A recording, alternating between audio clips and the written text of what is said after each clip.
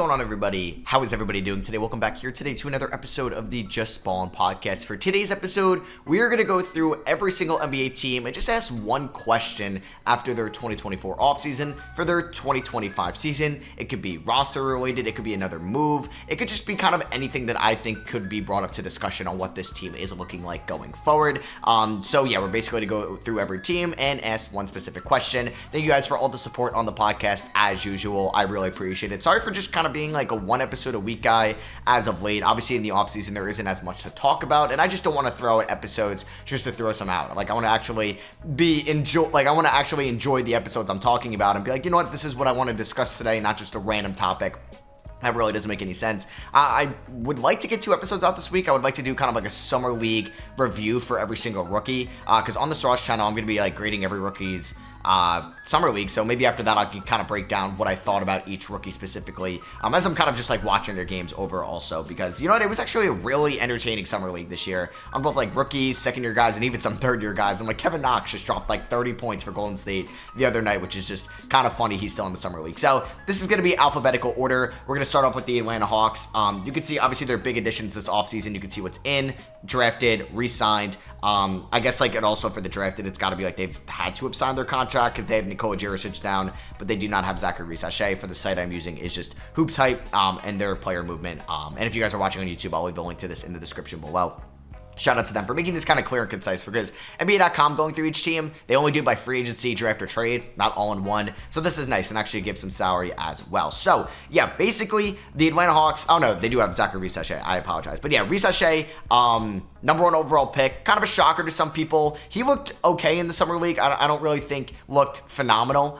Definitely looked kind of tired out there, and hopefully just, you know, I can kind of get some rest for his rookie year. But I think a big question with them is like I'm just going to ask, like, this is going to kind of be subjective questions. Like, this may not be the biggest overall, but I think one for me is Onyeka Okongwu ever going to start, right?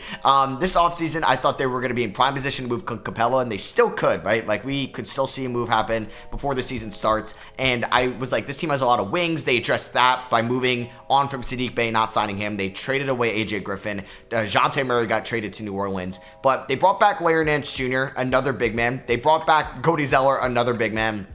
They're still paying Clint Capella $22.5 million. But Onyeka Okongwu, I think, has shown real flashes to being a nice counterpartner with Trae Young in this league. And ever since he got drafted in the 2020 draft, they've not really started him and giving him full run, which is fine. I don't think Onyeka Okongwu is a top 10 big man in the league, but I'd like to still see what you can get out of him. I think he hustles out there, and he just has, I think, a higher motor out there sometimes than Clint Capella. And I think a more like balanced and feel for his offensive game. I think Clint Capella still could be a little clumsy and blow some inside shots, and he's really kind of a product of being a rim runner that's played with some phenomenal playmaking guards in his career like Trae Young and James Harden. So I think a big question is like, is Onyeka Okongwu ever going to start? I thought Clint Capella could have been in a Dejounte Murray trade and they could have took back Brandon Ingram, but I think now with the second apron and Ingram being an expiring contract, do you even want to give Brandon Ingram $50 million a year? Do you even want to give up valuable assets for Brandon Ingram? And I think that's why we've seen teams go after different wings this offseason, and DeMar DeRozan was prioritized over Sacramento instead of Brandon Ingram because of that reason. So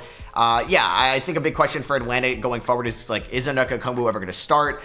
Because right now it doesn't seem like that's going to happen. Clint Capella doesn't have many years left on his contract though, so maybe we will see that this year. This team definitely still has a lot of wings, but I'm excited to see Dyson Daniels there. I'm excited to see Kobe Buffkin, who I was high on in that 23 draft. So for Atlanta, it's still a talented roster, and they just added the number 1 overall pick in the draft. But I think this is going to be another bridge year for them. Just try to get fully healthy. Try to see what you got in Risache, Dyson Daniels, Buffkin, and Onyeka Okongwu, and obviously Jalen Johnson breaking out last year, and then just continue to build a good, well-balanced defensive but still offensive team around Trae Young. For the Boston Celtics, how can they afford everybody, right? Like, they just re-signed Sam Hauser. They're paying Peyton Pritchard almost $7 million a year. Al Horford is still making $9 million, but will be off the books soon.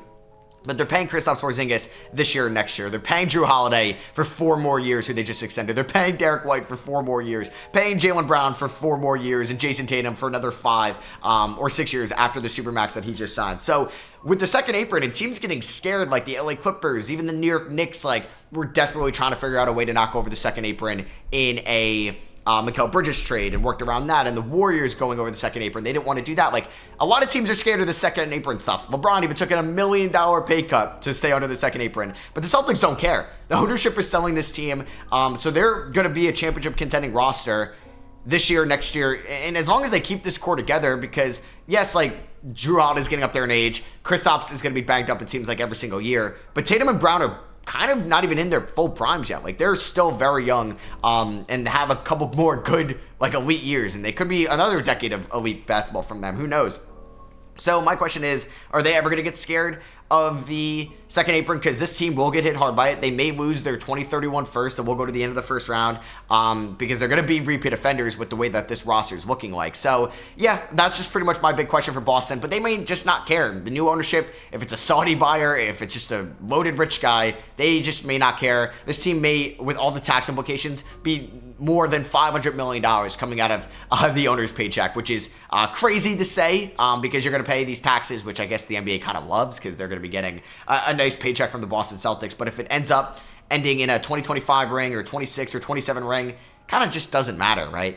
For the Brooklyn Nets, I think it's just going to be who's going to step up out of this young core, right? Like, I don't know. I don't really love it. This team is going to be bad next year, right? And they're really kind of tanking for Cooper Flagg or one of the top guys in the 25 draft. That's where their focus is on.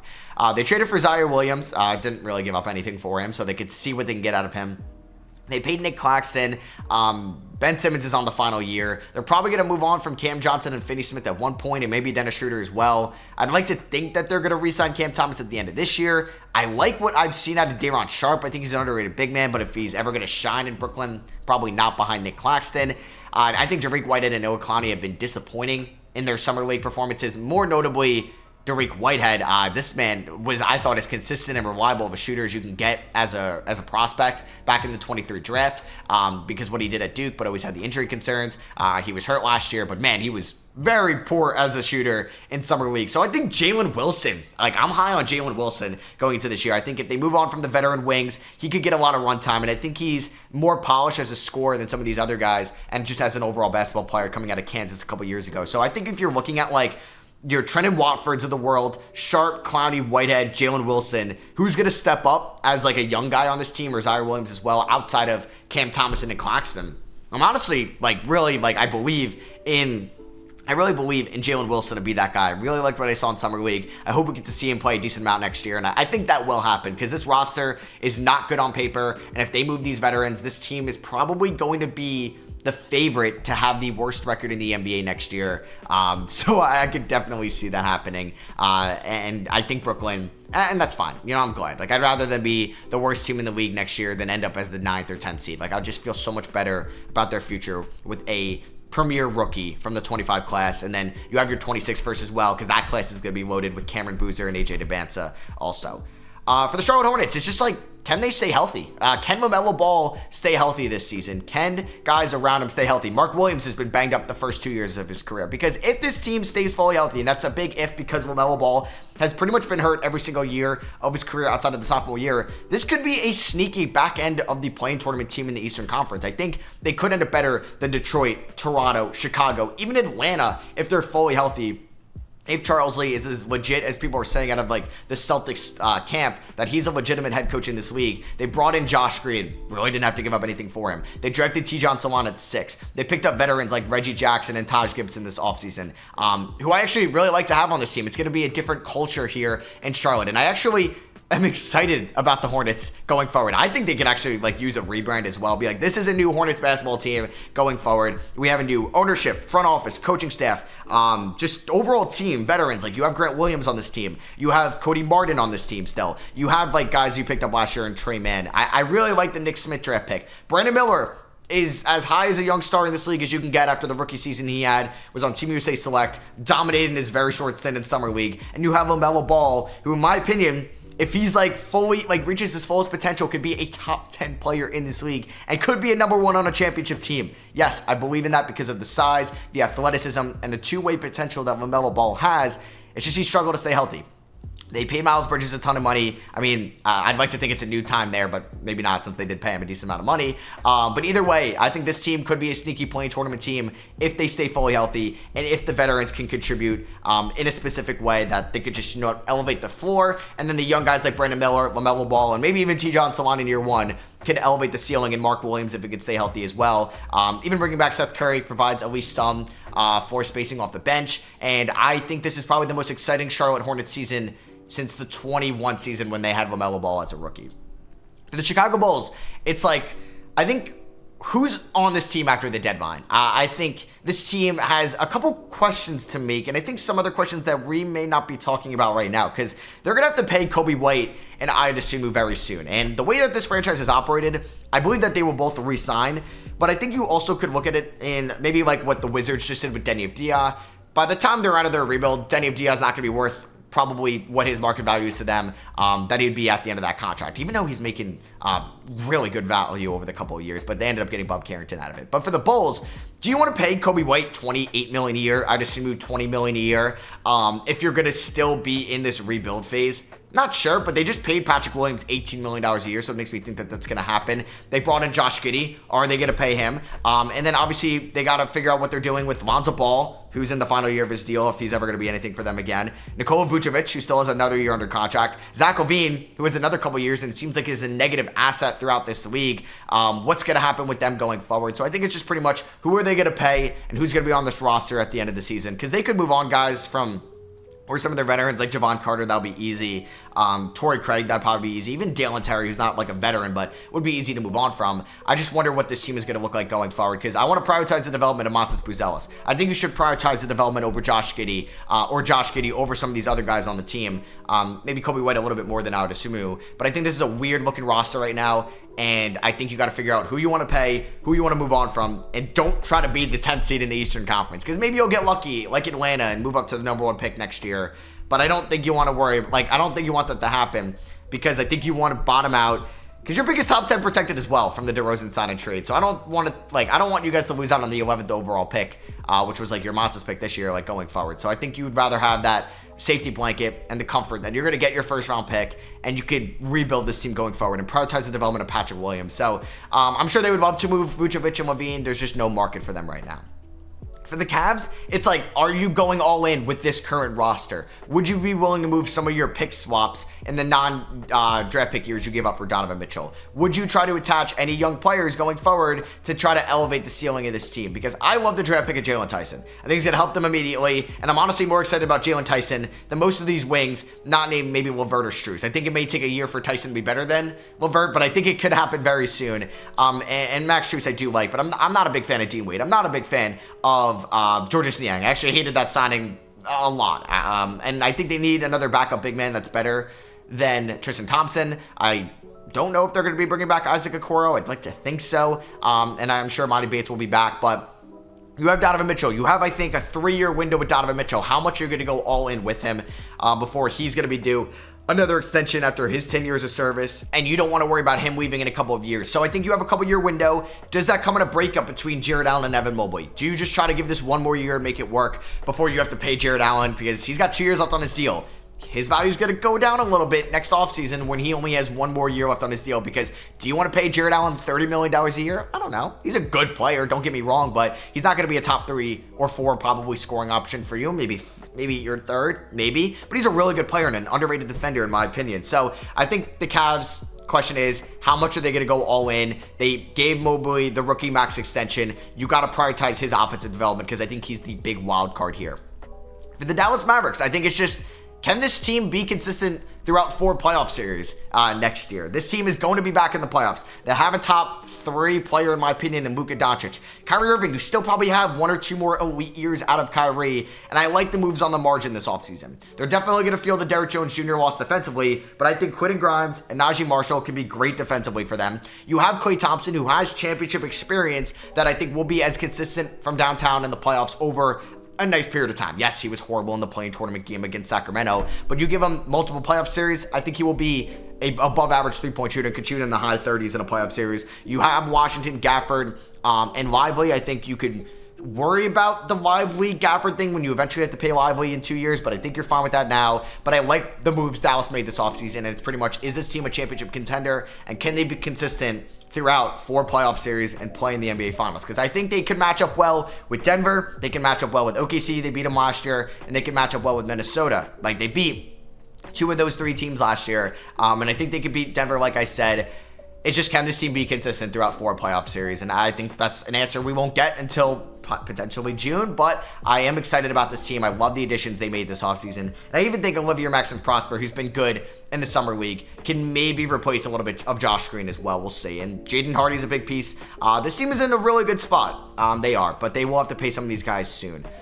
Denver, how are they going to replace the loss of KCP? I think a lot is going on to the, like, they're going to ask, I guess, Russell Westbrook to replace Reggie Jackson, which I think will be fine. But can Christian Braun or Julian Strawther replace the loss of KCP, who was very vital to their championship teams? Probably was the 5th most important player to their championship team, not teams, behind Gordon, Porter Jr., Murray, and obviously Jokic. But they're going to be asking Christian Braun or Julian Strawther to guard the team's top perimeter defender, top offensive guy out there as a perimeter defender. Sorry, just mixed up my words there. And they lost Deron Holmes to an Achilles tear in the G League. So will Zeke Naji be a good enough backup big man for this team next season? Because I don't really have that much faith in DeAndre Jordan this far in his career. I've lost faith in DeAndre Jordan basically since the 2019 season. PJ Hall, I like getting him on a 2-way. He is going to be the 2-way because he was a undrafted guy for them. Same with Trey Alexander, who I liked a ton coming out of Creighton. But I think this team needs to step up from Brown, Strawther, Peyton Watson. And those are big questions if we will see that. Because Brown was fine in year 2, but are you asking him to be as reliable as KCP was on both ends of the floor as a 3-and-D guy? It's a big ask. But hey, I think Christian Braun can step up. Detroit, will this team just be serviceable enough around Cade Cunningham this year? I would like to see development from Thompson, Ivy, or Duren. I think that's huge. Ron Holland is a rookie this year, but I think will the veterans that they added, they brought back Simone Fontecchio on a good contract in my opinion. They brought him Tobias Harris, Tim Hardaway Jr., Paul Reed this offseason, and who else did they bring back? There's one more guy that I'm missing. Was it Malik Beasley? They have plenty of veterans around Cade Cunningham. They brought in JB Bickerstaff. I didn't maybe love the Bickerstaff hire. I would have preferred like James Borrego. But hey, he can install some defense into this team. They have good defenders on the perimeter in Holland, in Thompson right now, in my opinion. They have good offensive guys that could be floor spacers for Cade. Will this team be serviceable enough around Cade Cunningham this year? Because his development matters the most. And then you go into the Ivies, the Thompsons, and the Durans of the world, and even Isaiah Stewart as well. But I actually think this Pistons team can be the 10th or 11th seed in the East this year. I do.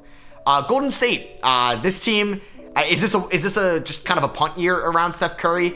They tried to go after Paul George, didn't work. They're in talks with Lauri Markkanen, but that's not really going to plan right now because the Jazz and Danny Ainge are valuing Lauri Markkanen at such a high standard right now, and they want Kuminga and Podziemski in picks. If I'm Golden State, I prefer to move Kuminga than Podziemski because you have 2 more years of team control for Podziemski over Kuminga. Kuminga, you got to pay at the end of this year, and you don't want to pay Kuminga. You have Wiggins on your roster, and then you got to pay Lauri Markkanen at the end of this year. So I would be okay moving Kuminga if it brought me back Lauri. I don't want to move any 2030 first. I would move maybe some of the near term first, but I think Podziemski has a lot of value on this team, and I'd be okay moving Moody as well. I'm not moving Trayce Jackson-Davis, and I'm going to try to get Lauri Markkanen, but if you can't, I think this could be a playing tournament punt year for them. They will have their first next year, and I think Melton and Hield in the aggregate will help replace Klay Thompson and be just fine. And you brought in Kyle Anderson as well. It's a deep team, and there's like maybe Kuminga takes another step, and maybe Podziemski takes a big step, or Trayce Jackson-Davis takes a big step, and Wiggins is fully locked in. And Wiggins is fully locked in if they can't move him. And you still have Steph Curry playing at an elite level. Like this team could peak at the 6th seed next year. They played really good when Draymond was on the floor and at the end of the year, but you just need consistent play from these guys, and I like them getting Reese Beekman as an undrafted guy.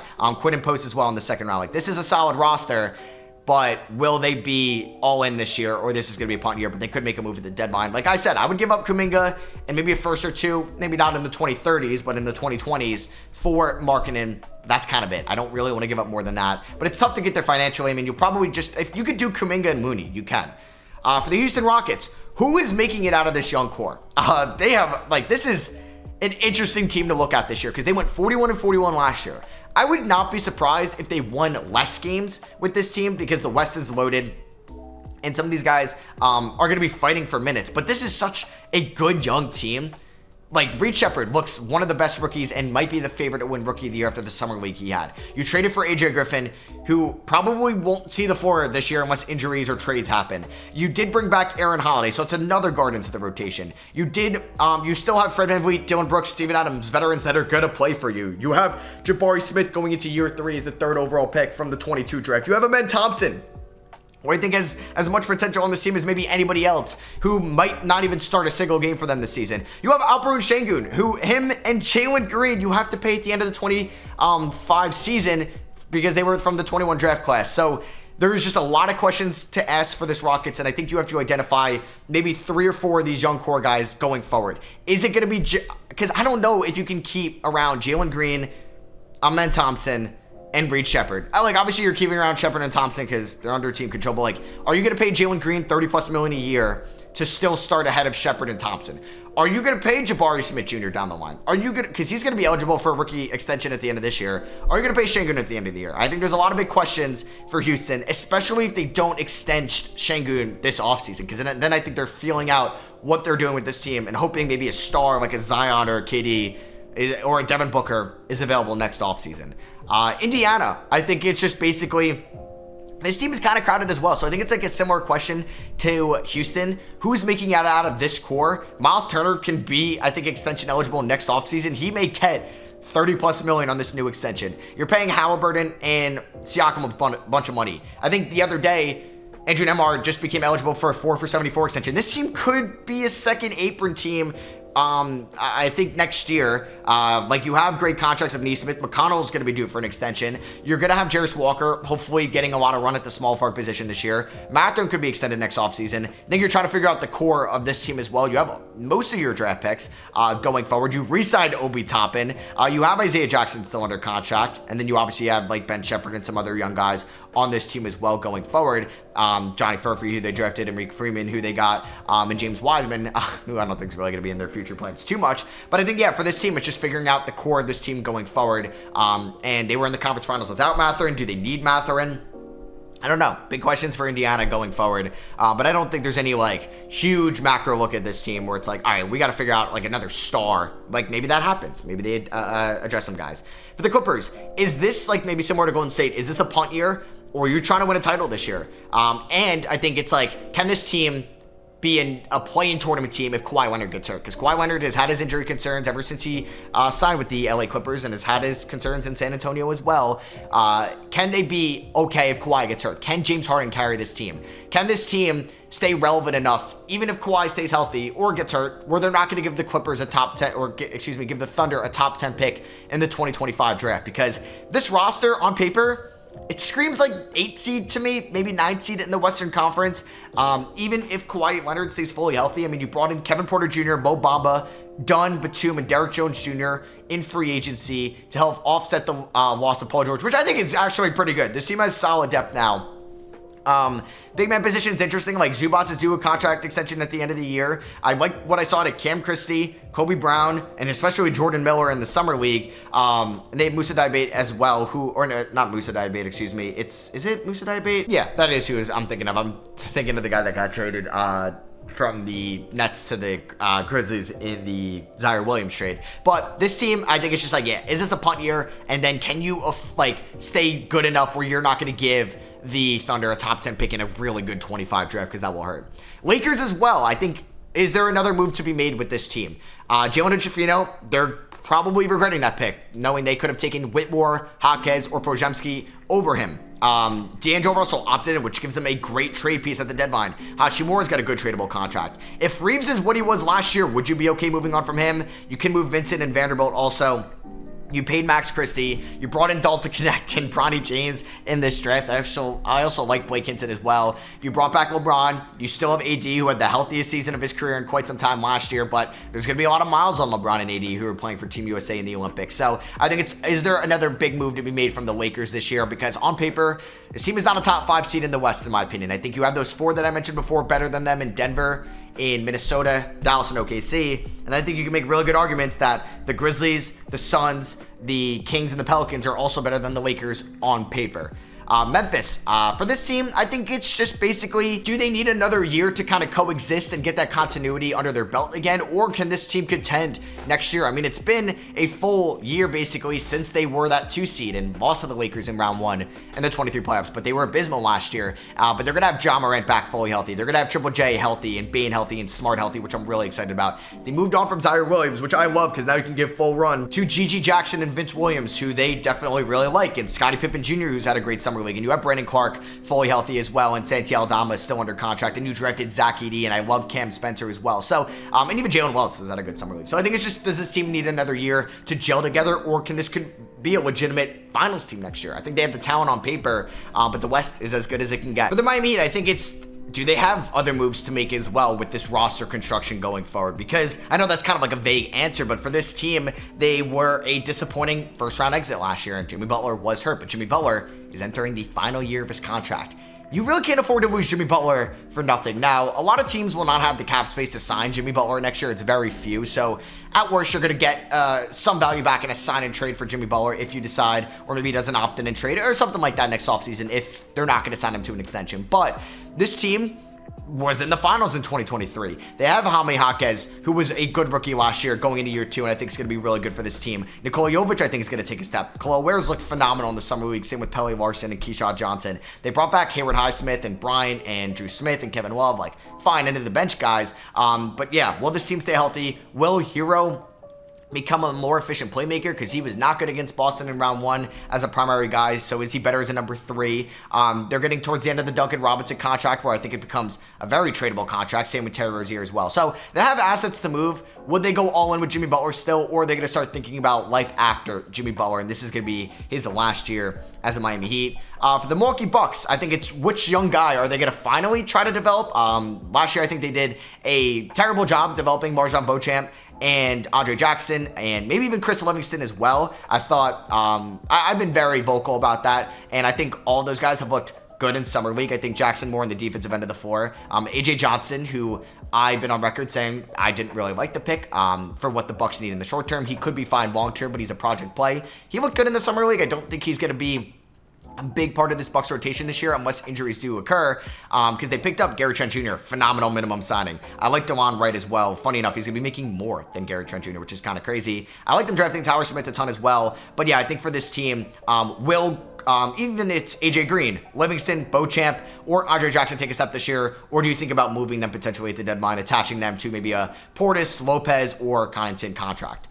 Minnesota, I think it's also figuring out, is this the year that you have to decide between Gobert and Karl-Anthony Towns, because Gobert's going to be due for an extension soon. You got to worry about the second apron with Edwards' contract extension kicking in fully now, $40+ million a year. McDaniel's contract extension kicking in fully. Naz Reid, you're going to have to pay in a year basically. So I think you got to figure out Cat or Gobert going forward. I think at the end of the day, it's going to be Cat, and they would keep Cat. I know Cat would fetch a nice return, but I think you look at what Gobert gave for you. You're going to lose some of those picks down the line, which do hurt, but you have Anthony Edwards holding your ceiling at a high level where you're not going to have to worry about giving up lottery picks unless, just God forbid, it's the year from hell like the Grizzlies saw last year with injuries and something like that happens. But you're going to be fine. Cat is still relatively young. He's under 30 still. And then you have McDaniels, Reed. You drafted Dillingham, Terrence Shannon Jr. Good young pieces for this team that I think you're going to be fine. So I think the question is, if you don't win a title or if you have a disappointing playoff exit, who do you decide between Cat or Gobert? In my opinion, I would keep Cat. I would move on from Gobert, which is a shame because you probably would get nothing in return for him if he signs with another team. Cat, you could still at least leverage a solid player in return. Cat's contract is very high. It's going to become untradeable if he has like an okay year this season, and it's just like, he's not worth $50+ million a year. Pelicans, are you re-signing Brandon Ingram? Are you trading Brandon Ingram? What is your center depth looking like this year? Because right now it's Yves Missi. It's Yves Missi, and it's currently Daniel Tice. Jamal Robinson Earl as well. Yeah, there's not a lot of depth at the big man position, and you're asking a lot for Yves Missi. Brandon Ingram is a free agent at the end of the year. They've been kind of vocal saying, like David Griffin, the general manager, has said that they are going to prioritize re-signing Trey Murphy over Brandon Ingram. So are you going to move Ingram now? Are you going to move Ingram at the deadline? Are you going to re-sign Brandon Ingram at the end of the year and try to move on from like a CJ McCollum? Those are all on the table. But yeah, I thought maybe an Ingram for Murray trade made sense, or Ingram for Murray and Capella, or Ingram for Jared Allen. None of those transpired this offseason. Could we see Ingram for DeAndre Ayton? Could we see Ingram for Robert Williams and Ingram gets rerouted to a third team? I don't know. All are possibilities that could happen at the deadline, and I think they're a big team to watch because this is a good team on paper. It's just they kind of need that big man spot. And I don't think they can go small ball with Zion at the 5. The Knicks as well. What is this big man depth looking like this year? They use the veteran minimum on campaign, aka Terry Johnson.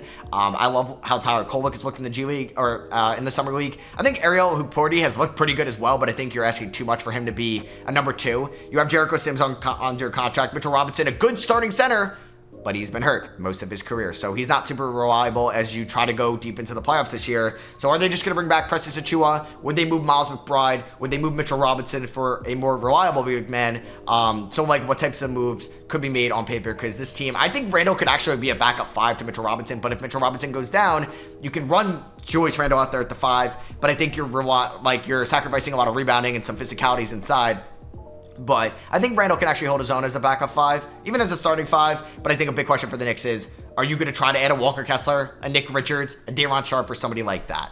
Oklahoma City Thunder, I think it's just pretty much like, can you win the title this year? Like, this is a good team. It's incredibly young. You made winning moves off this offseason, going from Josh Giddey to Alex Caruso, going from Jay Will to Isaiah Hartenstein. Like, this team can win a title next year. And I think that's just the big question with this young core. Are they ready enough to win a finals? They went to 6 games, a competitive 6-game series against Dallas in round number 2. Shea was a top 3 player in the league last year objectively with his MVP finish. J-Dub and Chet developing as number 2s.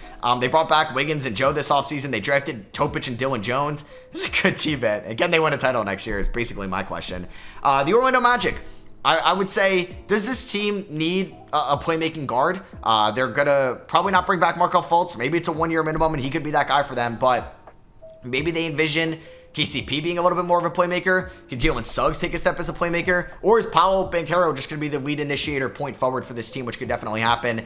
For a league that big man depth is very key, bringing back Badatse and Wagner to back up Wendell Carter Jr., I think, were phenomenal moves. They re-signed Jonathan Isaac, and they kept most of this young core together. So I think like signing KCP wasn't a necessity with their good defense last year. It was kind of a luxury, but I think it's who's going to run the point for this team and who's going to step up. Will Franz bounce back? I think a couple questions for Orlando.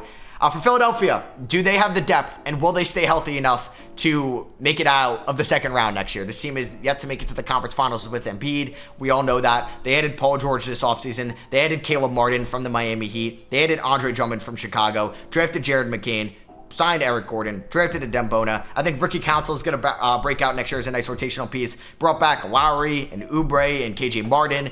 They paid Maxey. You have obviously Joel Embiid. You can move KJ Martin along with a Clippers pick or a what's the other pick that they have? They have a Clippers pick and why am I blanking? Why? Okay, I'm gonna try to think of this off the top of my head. I know they own some other picks. Maybe it's just their picks. Yeah, it's just the Clippers picks. I don't know why I thought they had picks from another team. They can move some of their picks as well. Like, would they move that along with KJ Martin's contract at the deadline or something like that? And will this team just make it out of the Eastern Conference Finals, or excuse me, Eastern Conference semifinals? Because if they don't, it's another disappointing year with Joel Embiid in Philadelphia. For Phoenix, your window is closing. They're basically going all in on this year, potentially next year, but they're going to try to get out of the second apron soon so they don't lose out on their first round picks down the line. So can this team win with Kevin Durant as your 1, as Booker as your 2, and as Bradley Beal as your 3? Big questions to ask. And will this team step up with its rotational pieces? Grayson Allen, Nasir Little, David Roddy, Isaiah Thomas, Royce O'Neal, who they re-signed. You have Okogie, you have Lee, you have Bobo. Like, this team is like okay on paper, but they just got swept by Minnesota, and those teams are getting better in the West. With their guys getting older, they're not getting maybe as good. I really like their draft with Dunn Iguodala and Jalen Bridges, but will Monty Morris and Mason Plumlee help them to win a title? I think they could be a deadline team. Portland, what are they doing with all this depth? It seems like they want 2 firsts from the Lakers for Jeremy Grant. Just take your 1 first and get out of that contract. What are you doing? I don't really get that. I love the Denny of Diop pickup for them because they didn't really need another rookie at 14, but they got to prioritize the development of Scoot and Sharp this year. I would have looked to move Anthony Simons if you could. They drafted Chris Murray in the first round last year. They have good young big man depth. I know Dwight Reith isn't young, but he was a rookie last year. You have Tumani Kamara and Jabari Walker. You have Ryan Repair, who has shown some flashes in the summer league. And you still have all these veterans. I already mentioned Jeremy Grant, is DeAndre Ayton in your future plans? Because he's blocking Donovan Clingan from being a starting center. You have Robert Williams, who I think needs to show that he's healthy to trade him, which I get. You have Matisse Thybulle for his defensive ability on the perimeter. I just want to ask, like, who's getting prioritized this year with their development, and it better be Scoot and Sharp, and who's getting shipped off at the deadline? For Sacramento, can this team with DeMar DeRozan, Fox, and Sabonis win 2 rounds in the playoffs? I wouldn't be surprised if they won a playoff series next year. I would be maybe a little shocked if they beat Minnesota, OKC, or Dallas, like one of those teams. I wouldn't be shocked if they beat Phoenix or the Clippers or the Warriors or the Lakers or even Memphis. But can this team go to the conference finals with this core? Because DeRozan's not getting any younger. Probably 1 out of these 3 years, DeRozan is going to regress and show kind of father time is undefeated, but you don't want it to be in year number 1. I think you're okay with it if it's like at the back end of year 2 and you have to eat year 3's contract, but I just hope that it's not in year 1. You brought back Monk, you drafted Devin Carter. I love this offseason for them. I really do. I think McDaniels can be a nice pickup for them. They do need, I think, a little bit more big man depth on this team because I don't really love Alex Len, but I think it's just, can this team make it out of the second round this year, I think, is a big question. And can you elevate yourselves into that tier 1 of Western Conference teams? San Antonio, I think, what's the jump with Chris Paul and Wemby going to look like this year? All eyes are on Wemby, though. I think other questions going to be, can one of these other younger guys break out outside of Devin Vassell? Can Keldon Johnson bounce back? Can Trey Jones really develop under Chris Paul? Can Stephon Castle break out as a rookie? What are you going to get out of year 3 guys in Branham and Wesley and Sohan? I think a couple questions for San Antonio in that department, but I think a lot of eyes are obviously going to be on this team for Wemby, but can somebody else on this team break out as they're building a team with nice draft capital going forward via Chicago, via Atlanta, via Minnesota, via Sacramento, and could this team make another move? And if they add like a Cooper Flagg to this team, oh boy, it might be over. Toronto, also, a lot of people are high on Toronto, like as like a fringe playoff team this year in the East. I'm not a big fan of Toronto. I think Walter's going to be up and down in his rookie year. I don't think they're going to get anything out of like Ulrich in his rookie year. Maybe Jamal Sheed or Mogbo can give them play right away. We'll see what's going on with Zenkov if he wants to go back overseas. They got Davion Mitchell for some defense, but you're paying a lot of your cap to Emmanuel Quickley, Scotty Barnes, RJ Barrett, Jakob Poeltl, Kelly Olynyk, Chris Boucher. Like, it's a lot for an average team, I think, in the Eastern Conference. And can Emmanuel Quickley break out as a legitimate franchise point guard? Can RJ Barrett show what he did in the second half of last year for another full calendar year for the Raptors? And can Scotty Barnes emerge as a number 1 for this team? For Utah, this young core, it's very young. I guess the biggest question is, are you moving Lauri Markkanen? Do you want to commit $50 million a year to him for him to be your best player right now? Or do you want to just enter a more intense rebuild, moving on from him, but getting nice draft capital in return? You try to get Flagg, Bailey, Harper, one of these loaded guys in 25. Try to get the Bansa, Boozer, Peterson, one of the top guys in 26, and figure out of Hendricks, George, Williams, Collier, Filipowski, Kessler, who's the legitimate franchise building block out of that young core? And for Washington, are you going to move on from Kyle Kuzma? Are you going to move on from Corey Kispert, Brogdon, and enter into a full tank mode for a top guy in 25? Because you got to prioritize the development of Sarr. It was probably the worst case scenario for him in the summer league, but I think he's going to be just fine. It's going to take some time for him. But yeah, I think it's pretty much, are you going to move on from some of the veterans and officially bottom out in the Eastern Conference? So that is going to be for me. I hope you guys did enjoy. That was pretty much one question for every NBA team following their 2024 offseasons. Let me know if you agree with those or disagree with those if you're watching on YouTube in the YouTube comments, or if you're listening on Apple Podcasts or Spotify. Let me know on Twitter what you guys think, for sure. And if you guys are watching on YouTube, really appreciate it if you check out the pod on the podcast platforms in Spotify and Apple Podcasts. Help the podcast grow a ton, and it means a lot. Like I said, I'm going to try to get another episode out for you guys this week, but if not, it might just be once a week until the season kind of gets back up again in late September when training camp starts and preseason and all that. And like always, I love you guys, and I'll catch y'all in the next one. Peace.